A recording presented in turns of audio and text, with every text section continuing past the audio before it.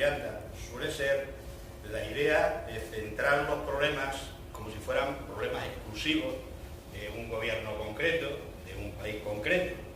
El tema de las pensiones es un tema muy amplio que está por toda Europa y que la sostenibilidad del sistema, cómo se disputa la necesidad que tenemos todas las personas, obviamente, de que llegado un determinado tiempo, pues tengamos derecho a una renta que previamente, en el caso del sistema público español, el sistema de reparto, previamente hemos generado nuestras propias cuentas.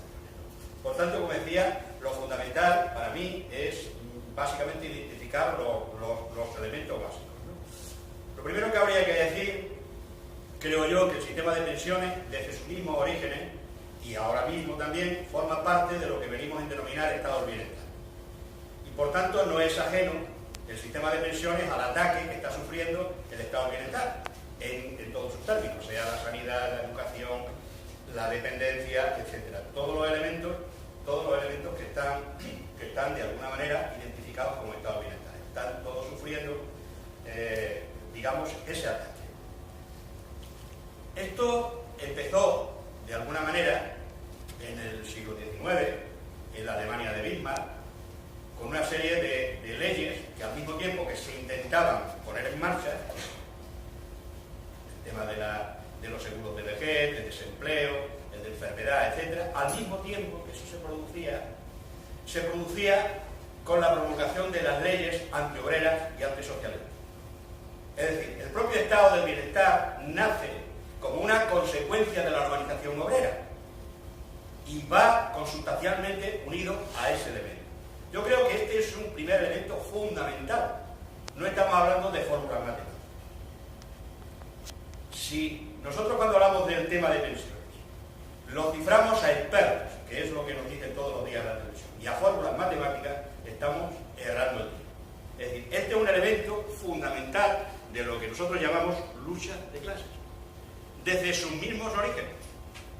En el año 1883 a 1889 se ponen en marcha en Alemania, en el gobierno de Bismarck, vejez, desempleo, con la precariedad, lógicamente, insisto, al mismo tiempo que eso se produce. Y luego después, el desarrollo del estado del bienestar llega fundamentalmente hasta los años 75. Desde la Segunda Guerra Mundial hasta el año 75 es lo que se denomina los 30 gloriosos del estado del bienestar, para luego después entrar en una especie de declive y poner en cuestión todas las políticas que el estado del bienestar hasta ese momento había desarrollado. Al mismo tiempo que se desmontan las organizaciones obreras, se reconfiguran, etc. Por tanto, no me cansaré de decir que están unidas en ese asunto,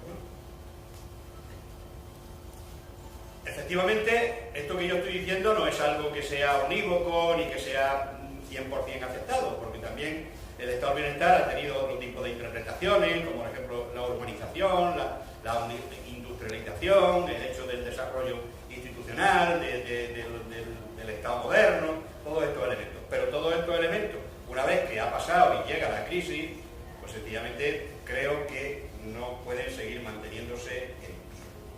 ¿Qué es lo que ha ocurrido después del año 75 y fundamentalmente en los años 80?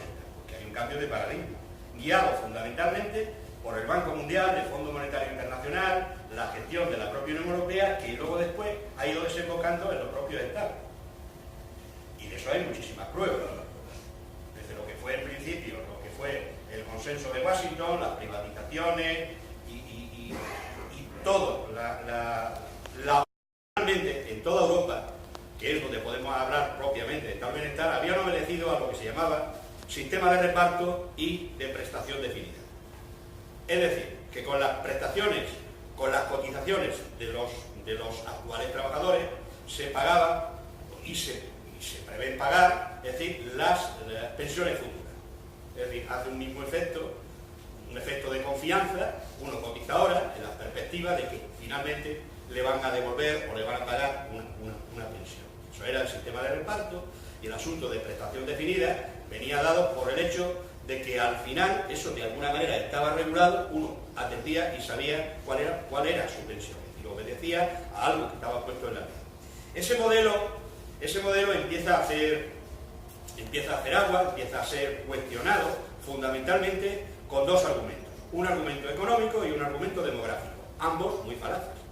El argumento económico es el tema de la competitividad, la carga de las empresas y, obviamente, un elemento que se sigue manteniendo, ¿no? Y la imposibilidad de las empresas de competir. Y eso da pie para que, efectivamente, de alguna manera empiece a recaer la gestión de la pensión futura sobre el propio trabajador. No es el sistema, no es el Estado, es el propio trabajador el que tiene que atender esa circunstancia. Y el otro elemento falaz también es el elemento demográfico.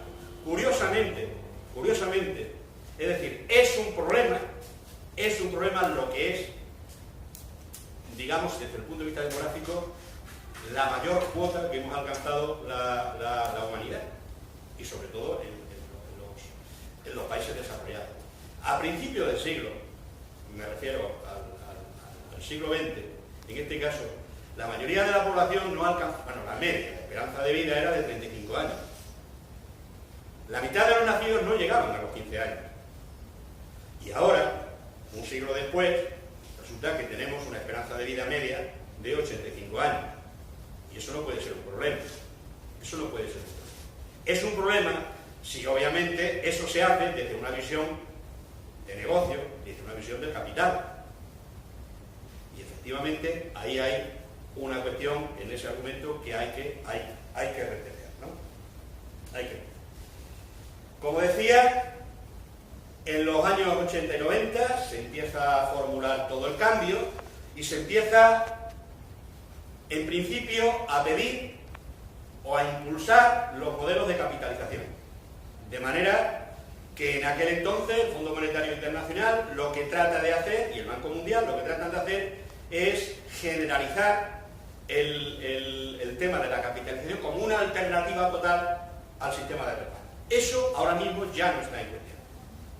Es decir, eso ya ni el propio Banco Mundial lo tiene. Quieren otro tipo de modelo que un pelín más adelante lo diré. Todos estos argumentos se han ido cerrando al calor con elementos políticos, que como decía no son el Banco Mundial, el Fondo Monetario Internacional, sino que la propia Unión Europea los hace suyo a raíz de lo que es la excusa de la moneda única. Hablamos del déficit, del 3%, de la deuda, etc. Estos elementos que además hay por ahí algunos estudiosos que dijeron que, por ejemplo, el 3%, la cuestión del 3% del déficit, era una cuestión aleatoria, y hay quien dice que aquello lo apañaron en una cafetería allá al lado de la institución correspondiente, porque en algún sitio tenían que poner el argumento y utilizaron el 3% como podían haber puesto el 4 o el 2. Es decir, no había ninguna razón para que eso fuera así. Pero obviamente todos esos elementos se han ido utilizando, lógicamente, para ir yugulando lo que es el tema de las pensiones. Luego eso, y esa excusa, como sabéis, se ha ido incrustando en la propia legislación de los Estados. En nuestro caso, en la propia Constitución, artículo 35, que cambia absolutamente la naturaleza de la propia Constitución. Cuando se dice que efectivamente todos los elementos económicos, fundamentalmente la deuda, es anterior, tiene prioridad de pago sobre lo que son el tema de las prestaciones sociales, pensiones, etc. Todo lo demás, ¿no?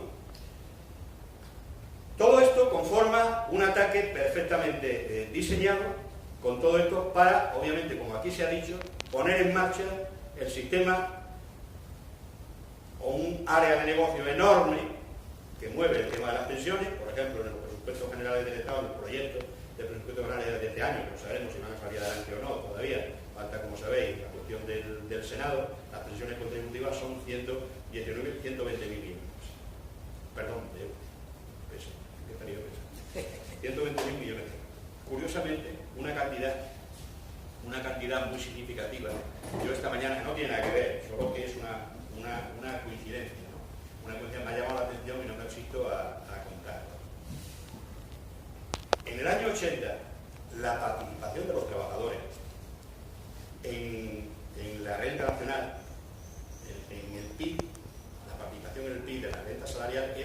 57%. 57%. Me ahorro la fracción. Actualmente es el 47%. 10 puntos de PIB. Un punto de PIB al Producto Interior Bruto actual son entre 11.500 y 12.000 millones de euros. ¿Vale? Un punto, estamos hablando de 10 puntos, y ahí la coincidencia me llama la atención, estamos hablando de 120.000 millones que se ha traspasado en este proceso ideológico desde los años 80 hasta ahora de mano de los trabajadores a renta de capital. 120.000 millones de euros. Curiosamente, la misma cantidad presupuestada este año para pagar todas las pensiones contributivas del Estado. ¿Hay dinero o no hay dinero? ¿De qué estamos hablando? Estamos hablando fundamentalmente de que son las rentas del trabajo las que están pagando las cotizaciones.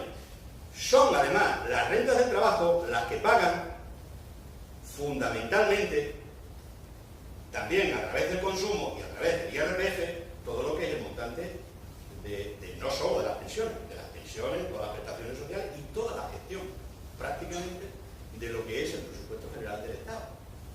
Y las rentas de capital no solo han ganado ese montante que yo he dicho, sino que además están prácticamente en algo que se llama elusión fiscal.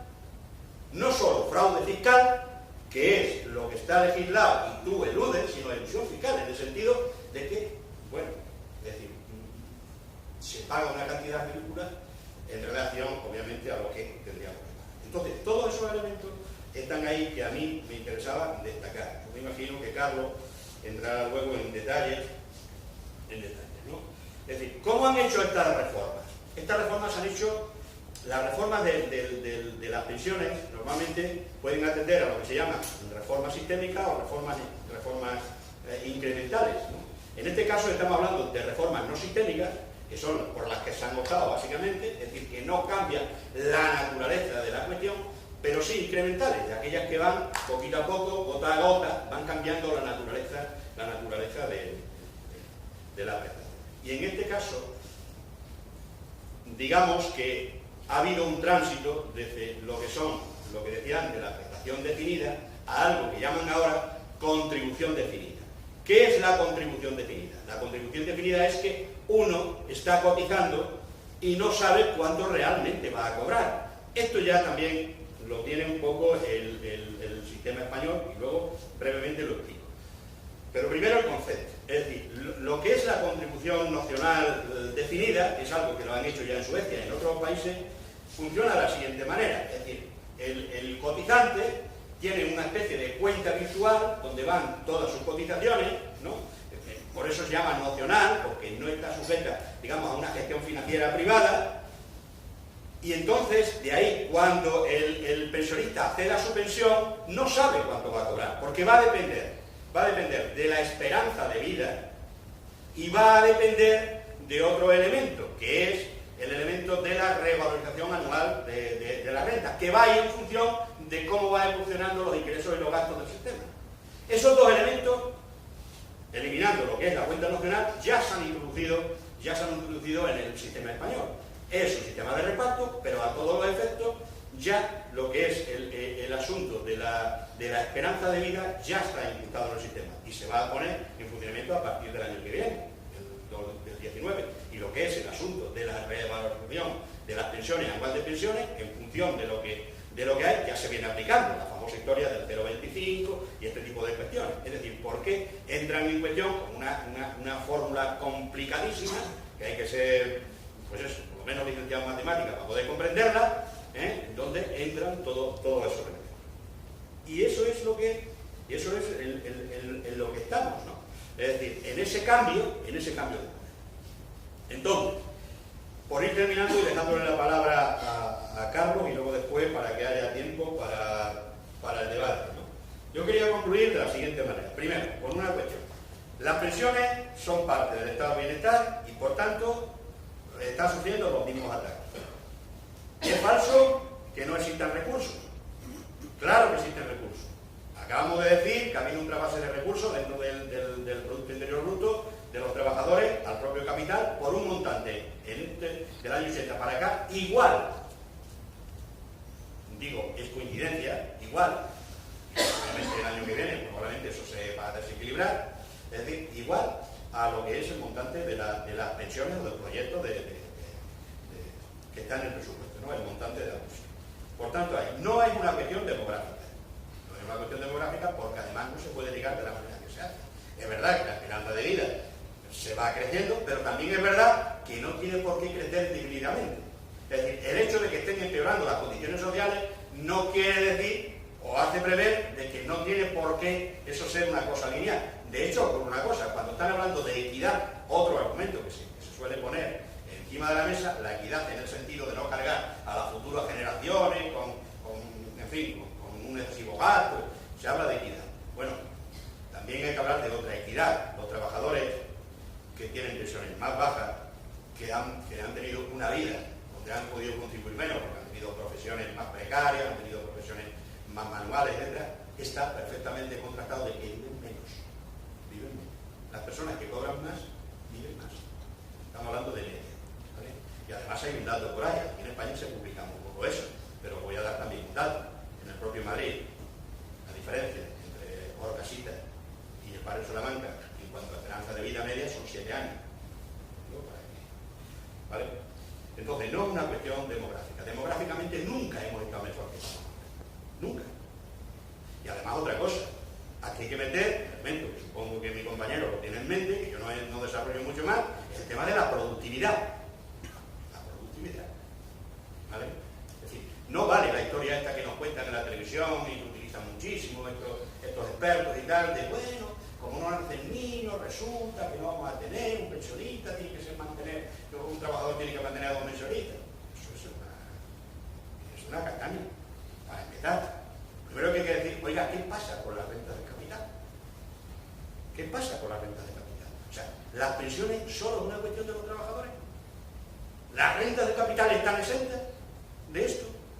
Bueno, son elementos que hay que empezar a introducir. Por eso decía que no es una cuestión de fórmulas matemáticas, es una cuestión, obviamente, de lucha de clases. Sí, así como suena. Si alguien no quiere, porque no lo diga así de esa manera, pero obviamente tiene muchísimo más valor el tema de las movilizaciones, pone más en cuestión que todos los expertos del mundo, que sencillamente responderán a eso, ¿vale? Otro elemento que yo quiero destacar es que en todos los países de Europa se han hecho en todo reformas. El elemento guía del sistema de los banqueros españoles es el sistema suelo. Vamos a eso. Un sistema tripilar, que se llama. Un sistema donde se pretende que haya una pensión mínima, pequeña, más o menos gestionada, como ahora el modelo de reparto, hacia el futuro. Luego, planes de empleo, pensiones gestionadas directamente a través de las empresas y los planes individuales de empleo. Todo eso perfectamente subvencionado. Porque además, decía antes yo, que el Banco Mundial, pues no parece que ahora estuviese apostando como en los años 80, ¿no?, por cambiar todo el sistema. Porque ellos saben de más que eso sería algo que muy difícil de hacer ahora, ¿no? Muy difícil porque, primero, por la situación en la que está el mundo laboral, que difícilmente podría cubrir eso, ¿no? Y segundo, porque también es muy difícil pasar de un modelo de reparto a un modelo puro de capitalización, porque obviamente hay un periodo ahí de una serie de años que hay que compatibilizar los dos sistemas. El trabajador tendría que pagar para los pensionistas actuales y para su propia pensión en el futuro, con lo cual sería... Por tanto, la movilización, como decía, puede hacer que afloren más recursos. Y decía que efectivamente las rentas del capital no aportan nada. Y luego hay una cuestión que yo quería, por esto de que estamos en esta tierra nuestra, pues decir algunas cosas. Sabéis que las pensiones más bajas de España son las nuestras, son las de Extremadura. Eso está meridianamente claro, ¿no? Y la mayoría de las pensiones están por debajo de lo que es el salario mínimo. Las pensiones de viudedad tienen una media de 654 euros en todo el Estado. Imaginaros, las pensiones de 300 y pico. Estamos hablando de 2.400.000 personas que tienen una pensión de viudedad. Y de jubilación estamos hablando de 6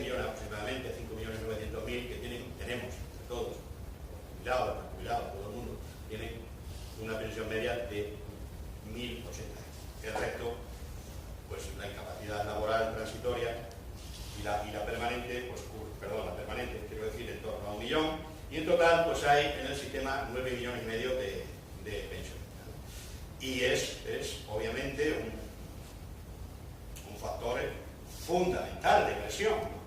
Pero no solo electoral. Yo creo que haríamos mal en tener expectativas en los gobiernos. Lo digo porque no me cansaré de decir que efectivamente estamos ante una cuestión que sí se puede vender como una cuestión del gobierno español, la poca sensibilidad, por aquí, se puede vender así. Pero se han hecho de forma imposible. No hay un solo país de Europa que no tenga la edad de jubilación a los 67 años ya. Todos tienen periodos transitorios. Unos llegan hasta 2027, como en nuestro caso, llegan al 29, pero todos tienen. La mayoría de los sitios, por ejemplo, Suecia e Italia, que son las referencias en el sentido de que tienen más claro lo que decía antes esto de la cuestión o la cuenta nacional, ¿no? Pero luego hay otros que el sistema está funcionando. Está funcionando en el sentido de avanzar a lo que quieren hacer el sistema tributario. 3 patas, ¿no? Se apoye en 3 patas. Pero sin embargo, es decir, nosotros, yo no pretendo aquí plantear una alternativa, sino sencillamente una alternativa tiene que salir también del conjunto, ¿no? Pero efectivamente la alternativa tiene que ser poniendo todos los recursos del país encima de la mesa. Y los recursos del país encima de la mesa no son los recursos que generan solo los trabajadores. Perdón, esto no está bien dicho, porque todos los recursos del país los generan los trabajadores. Pero de la parte de los trabajadores no solo tienen que salir la sostenibilidad del sistema, tienen que salir del conjunto de los recursos, porque del conjunto de los recursos se sustancia el Estado. Del conjunto de los recursos, que fundamentalmente, como he dicho antes, vienen fundamentalmente IRPF y del consumo. Y la renta del capital cada vez están más exentas y más libres. Por tanto, yo creo que esa es la cuestión. Efectivamente, tendría que ser complementado con impuestos y todo esto, pero ahí es donde hay que reconfigurar la situación, porque si hablamos solo en los términos que ellos pretenden hacer, que son, pues eso, la cuestión económica, la competitividad, es decir, la cuestión demográfica, todo este tipo de cosas. Bueno, pues hay demógrafos por ahí que efectivamente, si se les pregunta, bueno, yo he escuchado algunos de ellos, pero dije directamente, abiertamente. El otro día escuchaba uno en televisión española y decía que era una falacia absoluta. El locutor no tenía mucha ganas de escuchar, le costaba, que otro día hablaremos de ¿cómo se llama?, de demografía, etcétera, pero hoy no hay un sitio, tenemos que hablar de pensiones nada, pues, como las pensiones de demografía, que ellos digan constantemente. Bueno, yo termino porque no sé el tiempo que llevo dando la lata y insisto, a mí me parece fundamental